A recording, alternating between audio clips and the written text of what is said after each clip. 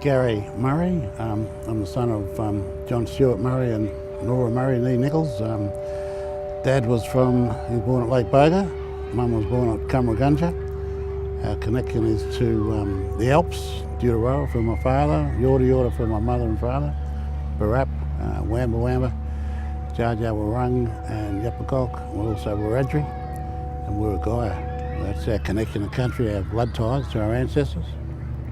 So we're multi-clan, as we say, and proud of it, and we exert our rights across that country. Mum and Dad applied for a house out at Glenroy, so we moved to Glenroy, and we were the only Aboriginal people living there for a very long time. You know?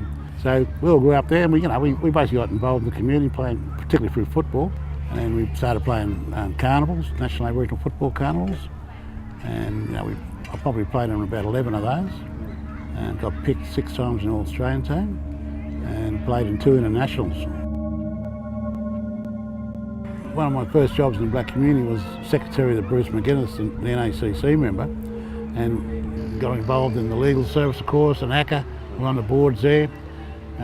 We helped set up VASA, Joint Aboriginal Youth Sport and Recreation Co-op. And then we get involved in national stuff. I was a member of the National Aboriginal Sports Foundation. I worked for the Commonwealth Department of Social Security, and I did that national review on employment and training.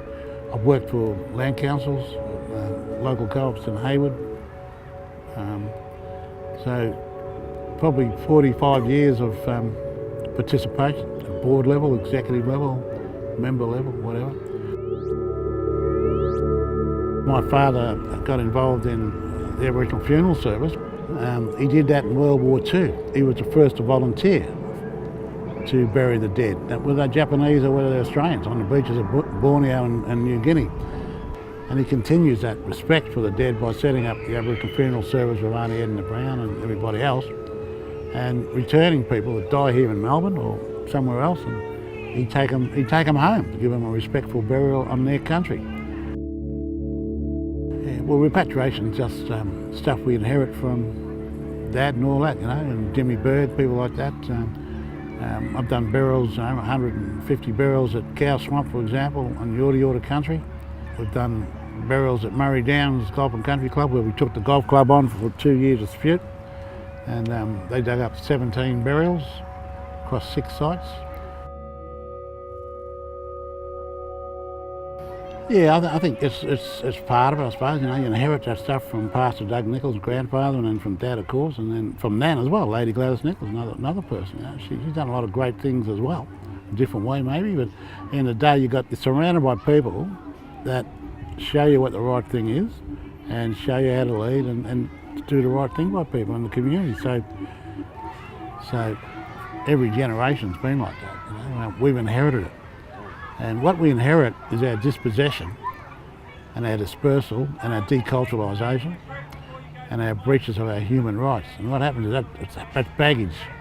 We have an obligation to carry that baggage until it's fixed.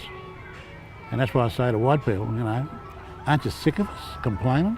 Aren't you sick of us having meetings and, talking about this stuff? Why don't you fix it? Do the treaty, recognise the sovereignty, do the treaty, and do the things that go with that. Otherwise, your kids, grandkids, great-grandkids are going to get the baggage as well, because they have to deal with my grandkids who are going to get my baggage.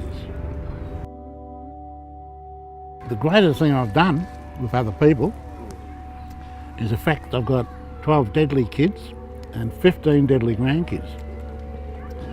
And I've been on this planet 6.5 decades next year. And as far as I'm concerned, it's time I handed the baggage over to them. So, all my kids out there, you need to reflect on what I'm saying and give your old man a rest, your old poppy a rest here, and start taking up on the issues, because we need you to fire up just like your ancestors did.